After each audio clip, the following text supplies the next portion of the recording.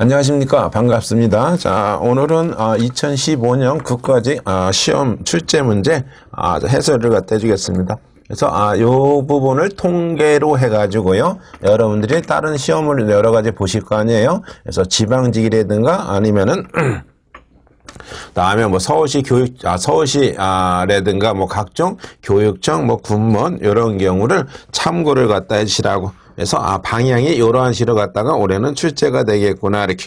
그래서 2015년 같은 경우는 각 부분에서 골고루 시험이 출제가 됐는데 이렇게 난이도는 그렇게 많이 높지는 않고요. 그래서 처음부터 끝까지 골고루 갖다 공부하신 분에 한해서는 좋은 점수가 나왔고요.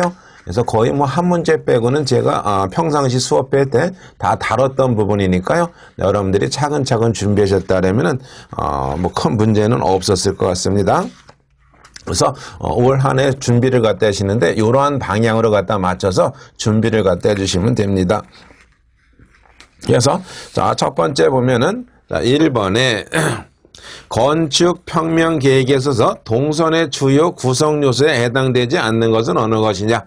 자, 이거는 뭐 건축이라는 걸 공부했다 하시는 분은 어느 정도 다 알 수 있는 부분이 되겠는데 약간 차이가 있다. 그래서 동선이라는 것은 사람이나 물건이 움직이는 경로를 갖다 나타내는 선으로 우리가 평면을 갖다 계획할 때 아주 중요한 부분입니다. 그래서 물론 뭐 주택에서도 동선이 있고요. 각 부분에 동선은 다 있습니다. 그래서 여기에서 일단 동선의 3요소를 갖다 보면은 자, 3요소를 갖다 그래서 자, 이 동선의 3요소는 이렇게 길이, 얘를 또 다른 말로 이제 속도라고도 얘기하고, 그래서 빈도, 왔다 갔다 하는 횟수, 다음에 하중 이렇게. 자, 이거는 지금 뭡니까? 뭐 물론 속도 가로치고 했는데 지금도 이 동선의 3요소 같은 거는 뭐 관리공단에서 시험 문제 내는 그 자체도요. 답이 왔다 갔다 합니다. 어느 때는 뭐 이게 들어가고 이것도 들어가고도요. 어느 시험 문제에서는 이게 답이고 또 다른 또 관련된 부분에서는 또 이게 답이라고 이렇게 아예 또 정리가 안 되고요. 일단 속도에서 길이, 다음에 이렇게 길이 속도 해가지고 나타난다 이렇게. 다음에 이렇게 또 밀도의 개념. 그래서 밀도의 개념으로 본 또 동선의 3요소는 똑같은 부분인데 길이, 빈도, 이렇게. 그래서 길이, 다음에 빈도, 다음에 이렇게 두께.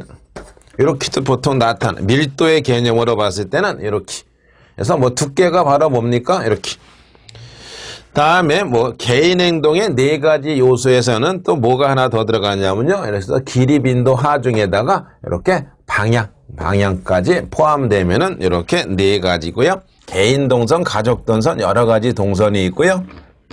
주택에서는 주부의 동선이 가장 중요하고, 주택에서는 다음에 상점에서는 동선의 원활이잖아요. 그래서 손님의 동선은 될 수 있으면 길게 해주고요. 종업원은 짧게 해주고, 그렇죠? 다음에 고층 건물에서는 피난 동선을 고려를 갖다 해줘야 되고요. 다음에 공장 같은 데서는 동선에 정리가 돼 있어야 되고요. 견학자의 동선도 고려를 갖다 해줘야 된다 이렇게. 다음 2번에 학교 계획에 관한 설명으로 옳지 않은 거. 자, 학교 같은 거는 보통 뭐가 시험에 많이 나왔었냐면요. 학교는 보통 이제 운영 방식 쪽으로 시험에 보통 많이 나왔었단 말이에요. 근데 이번 시험 같은 경우는 운영 방식이 아니라 그 주변에 있는 그 일반 계획에 대해서 나왔단 말이에요. 계획에 대해서 나타났더라 이렇게. 그래서 첫 번째 보면은 그래서 초등학교 교실 계획에서 저학년 교실은 고학년 교실군과 혼합하여 배치한다 이렇게. 그래서 저학년하고 다음에 고학년은 반드시 어떻게 해요? 분리를 갖다 배치해야 되는 거는 다 아는 거잖아요. 그래서 일단 그 부분이 틀렸고요. 음악, 공작, 다른 교실에 방해가 되지 않도록 가급적 분리하여 배치한다. 특별교실이죠. 다음 교사 배치에서 폐쇄형은 일조 통풍 환경 조건이 불균등하며 화재 및 비산 시에 불리하더라. 그래서 폐쇄형 같은 경우가 바로 뭘까요?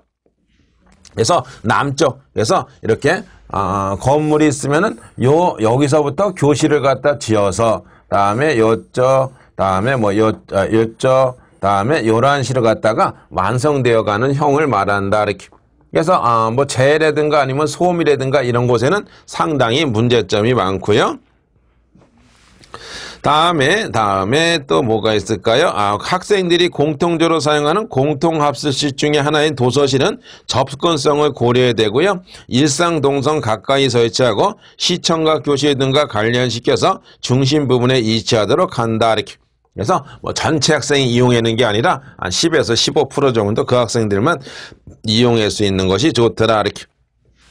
그래서 이 부분이 시험상에서 물론 나왔지만은 다른 부분도 좀 잘 알아야 되고요. 특히 운영 방식 같은 거는 잘 알아줘야 돼요. 그래서 보통 학년 단위로 갖다 계획해야 되고요. 같은 조건에 줘야 되고요. 다음에 저학년은 1층에 두는 게 좋고요. 다음에 저학년은 A형 종합교실형을 갖다 사용하는 게 좋고 고학년은 U 플러스 V형이라 해서 일반 교실 플러스 특별교실으로 사용하는 것이 좋더라. 이렇게. 다음에 일반 교실 양 끝에 특별 교실에 붙이는 형은 그리 좋지 못하고요. 그래서 뭐 이런 거가 있더라. 이렇게. 뭐 운동장은 남북 방향으로 길게 배치한다. 이렇게. 다음 3번에 찬양 및 찬양 시간에 대한 설명으로 옳지 않은 것은 어느 것입니까? 이렇게. 자, 찬양 및 찬양 시간에. 자, 찬양이라는 게 바로 뭐냐면요. 양적으로 할 때는 보통 찬양을 양적으로 할 때는 시간이라고 보통 사용하고요.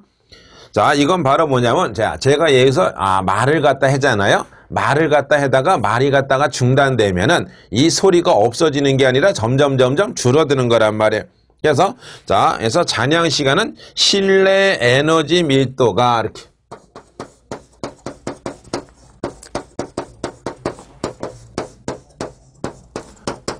그래서 최초값보다 얼마 정도? 요거 60dB. 그래서 60dB까지 감소하는 데 걸리는 시간이에요.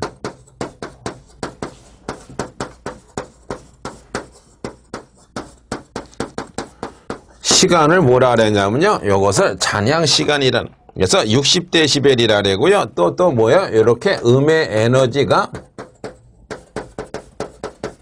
이렇게 100만 분의 1이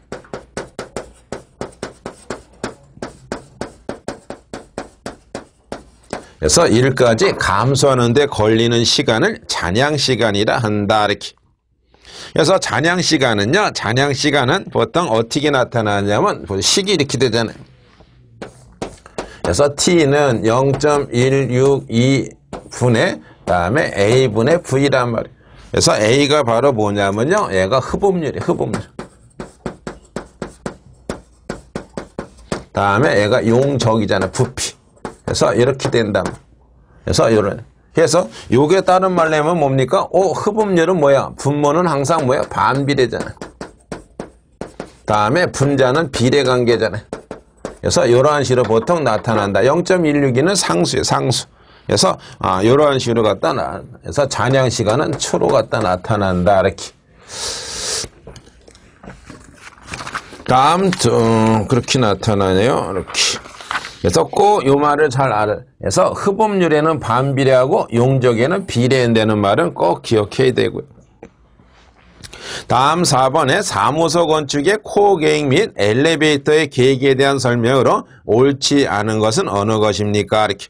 자, 코어라는 것은 뭡니까? 그래서 중심이 되는 이렇게 기준이 되는 이러한 부분을 한쪽으로 묶어 놓은 거잖아요. 그래서 코어에는 평면적 코어가 있고 설비적 코어가 있고요. 구조적 코어가 있어요. 그래서 평면적으로는 그래서 한쪽으로 묶어 놓음으로써 일반 서비스 부분하고 분리를 시켜 놓음으로써 일반 공간을 사용하기 편리하게끔 해주는 거고, 다음에 또 구조적으로는 내진병 역할을 갖다 해줘야 되고요. 다음에 설비적으로는 설비비가 절약될 수 있는 이러한 역할을 갖다 해준다. 이렇게. 그래서 옳지 않은 것은 2번이고요. 그래서 고층용 엘리베이터와 저층용 엘리베이터는 그룹별로 묶어놓는 것이 효율적이고요. 사무실의 면적이 큰 경우는 중앙이라 그랬는데 이렇게. 그래서 사무실의 면적이 작은 경우. 그래서 이렇게 사무실의 면적이 작은 경우는 이렇게 코어가 한쪽으로 갔다가 이렇게 있으면 돼요. 아니면은 층수가 낮거나. 그래서 사무실의 면적이 크면은 코어를 가운데다 두거든요. 중심 코어라 그러잖아. 중심 코어. 그래서 얘는 면적이 큰 경우. 아니면 두 번째가 바로 뭐예요? 고층인 경우 이렇게. 그래서 이런 경우는 중심 코어를 갖다 사용한다 이렇게. 다음에 이렇게 또 뭐야? 코어가 양쪽으로 갖다 이렇게 있는 경우도 있다. 양쪽으로.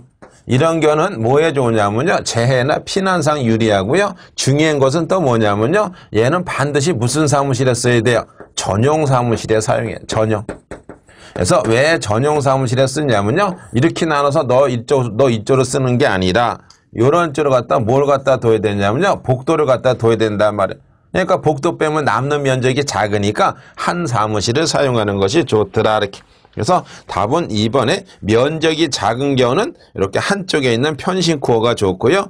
다음에 엘리베이터 배치가 바람직하다. 면적이 큰 경우는 중심 코어를 사용한다 이렇게.